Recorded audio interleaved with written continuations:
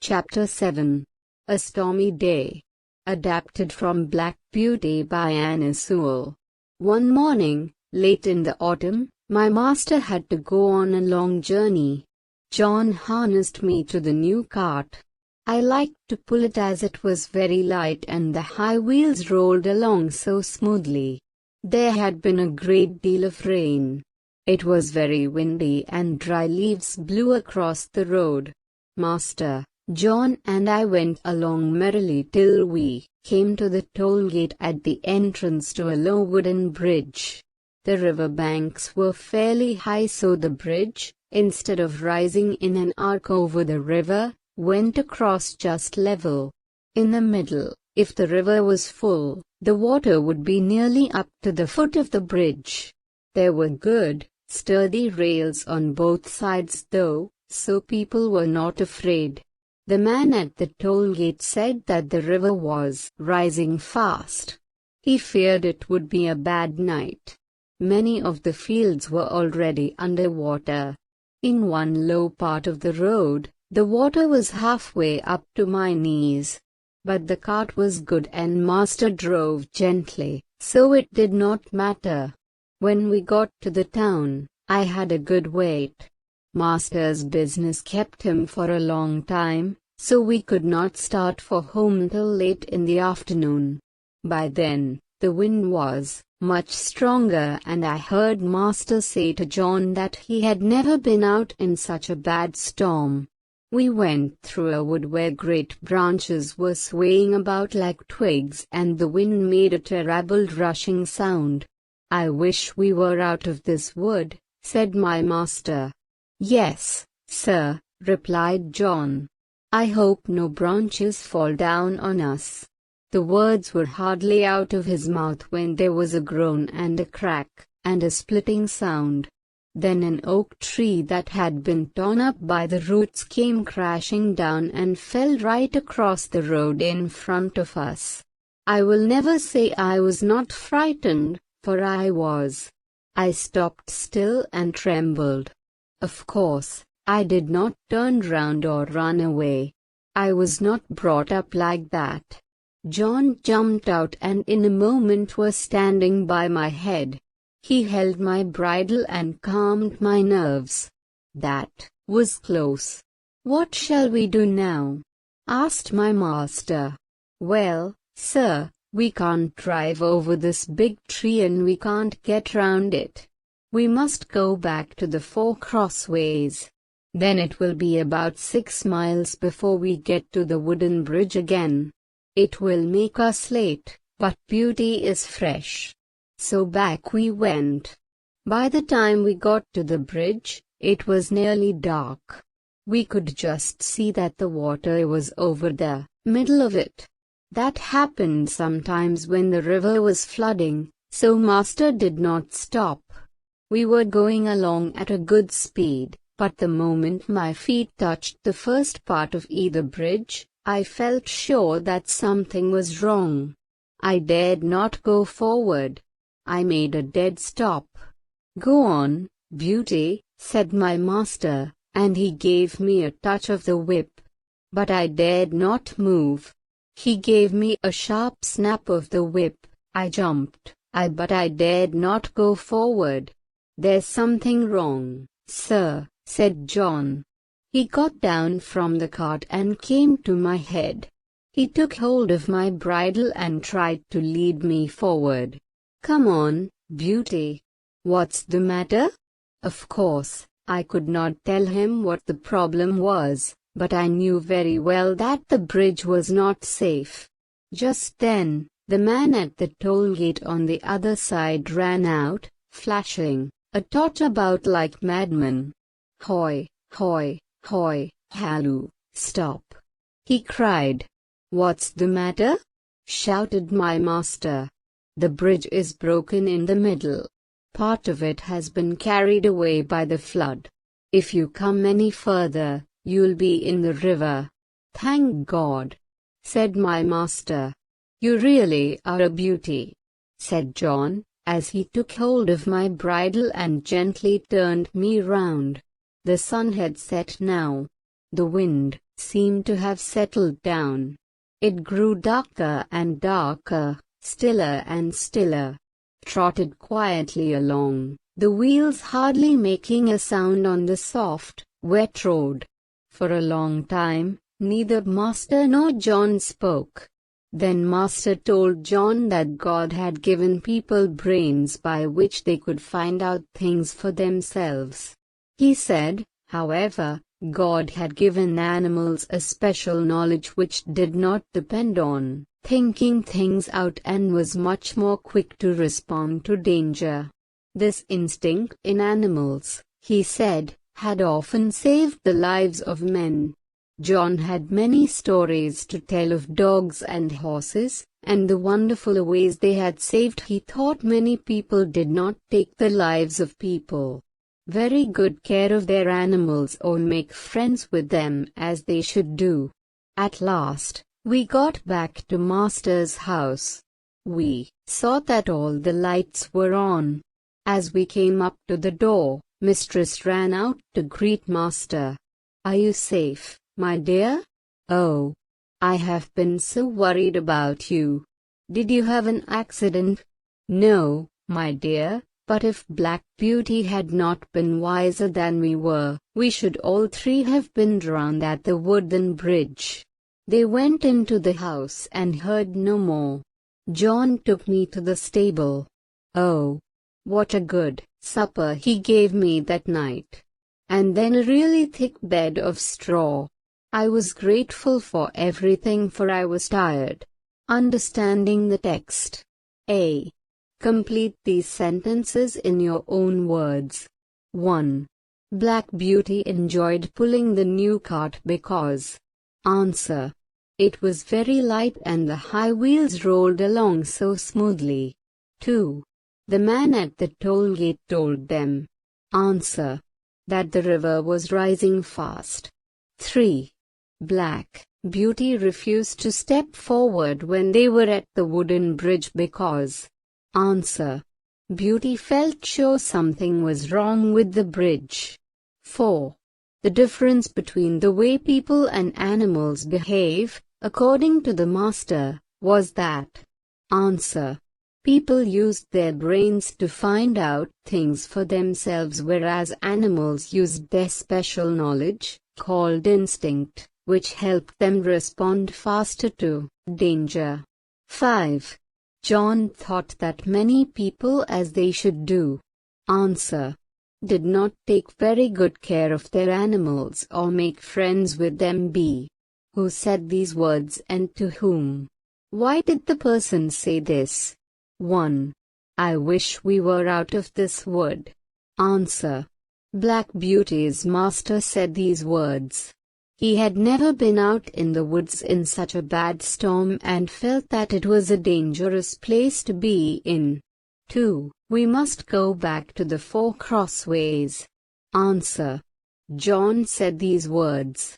A big tree had fallen in their path and there was no way to go forward. Their only choice was to go back to the 4 crossways. 3. Hoy, hoy, hoy, halloo, stop. Answer. The man at the toll gate on the other side said these words. He was trying to stop Black Beauty's master from crossing the broken bridge on his cart. 4. You really are a beauty. Answer. John said these words when he realized that by refusing to move forward on the broken bridge, Beauty had saved their lives. 5. Oh, I have been so worried about you. Answer. Mistress said these words when she came out to greet master, as she had been worried about them and thought that they might have met with an accident. Structures. Modal auxiliaries: must, not, should not. Read these sentences. We must go back to the 4 crossways. Many people do not take very good care of animals as they should do. We have learned about main verbs and auxiliary verbs and their functions. Now we shall learn about another type of helping verbs, the modals or modal auxiliaries. The words must not, should and should not are modal auxiliaries. They are always followed by the main verbs and form verb phrases along with them. Must, mustn't is a strong word meaning that something has to be done, there is no other way. Should, shouldn't is used to show that something is a duty. Use must, mustn't or should, shouldn't to write a sentence in reply to the first one. Use the words in brackets. 1. She's not feeling very well. See a doctor. Answer: she should see a doctor. 2. Road rules are to be followed carefully, not break them. Answer: you mustn't break them. 3. Are you traveling out of the country? Carry your passport. You then. Answer: you must carry your passport, then. 4. The library closes in 15 minutes. Choose our books. We quickly. We will be asked to leave soon. Answer: we should choose our books. 5. Kumar does not know how to get to the post office. Cross the street, turn right, it's very simple. He and. Answer: he should cross the street and turn right. 6. Have you lost your pencil box again? Be so careless. You with your things. Answer: shouldn't be so careless. Types of sentences. Read these sentences. John harnessed me to the new cart. What's the matter? Go on, beauty. You really are a beauty. There are 4 main types of sentences: statements, questions, imperatives and exclamatory sentences. The first sentence states a fact. It is a statement.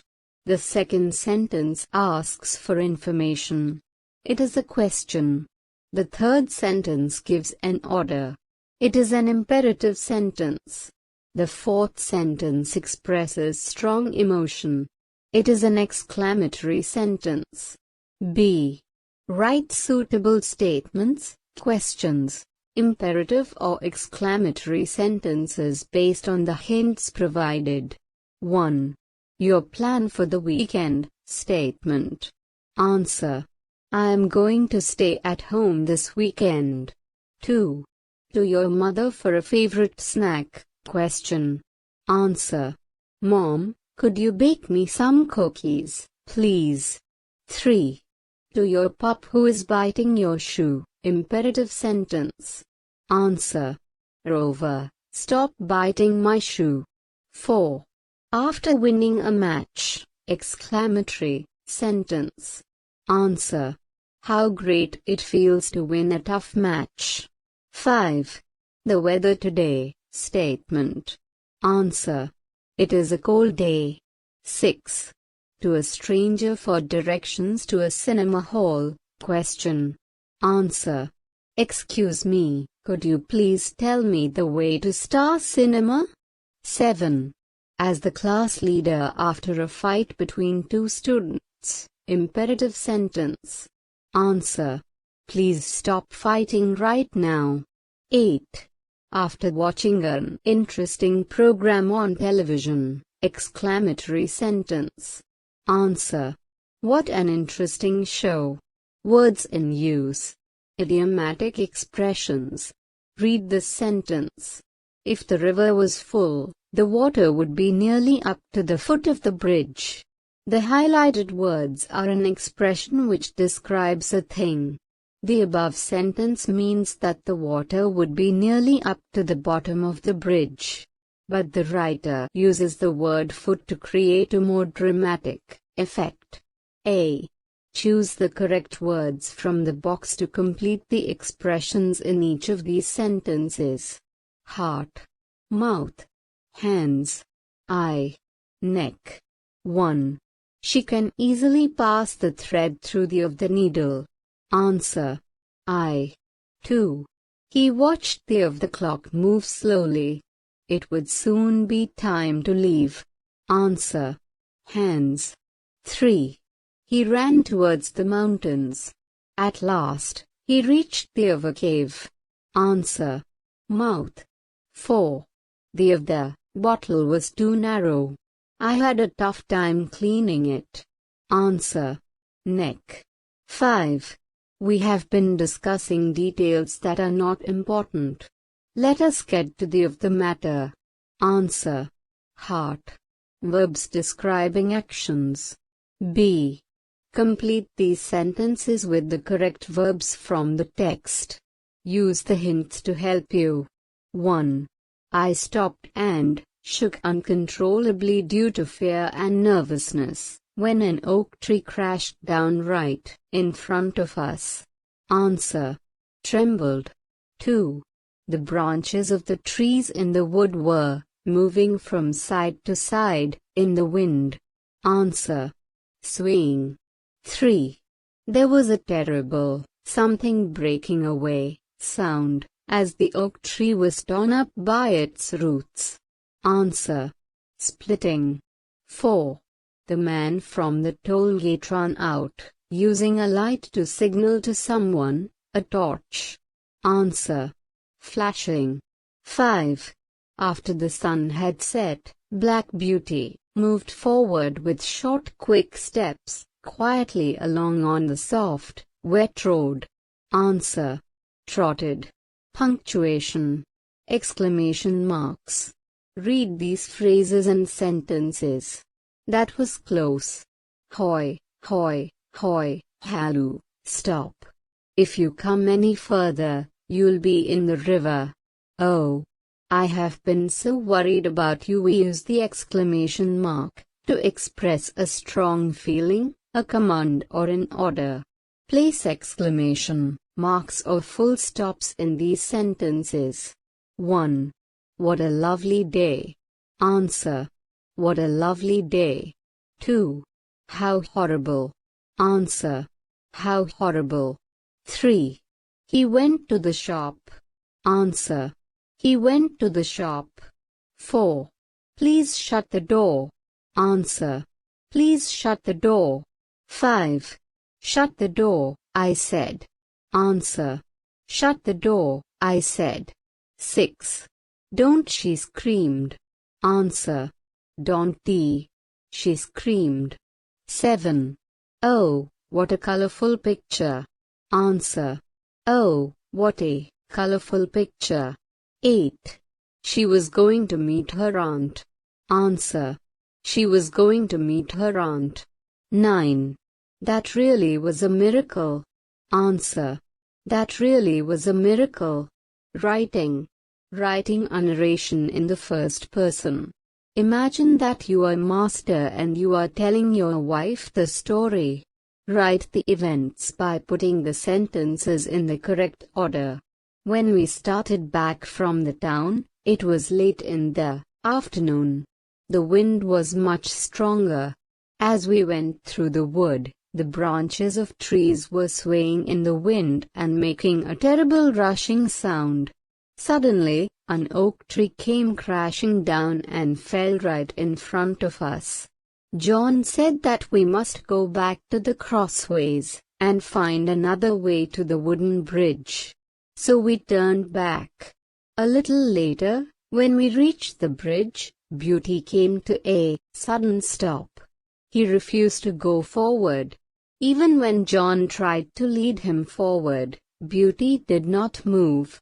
Just then, the man at the toll gate on the other side ran out, flashing a torch. He told us that the bridge had just broken due to the flood. If we had gone any further, we would have been in the river.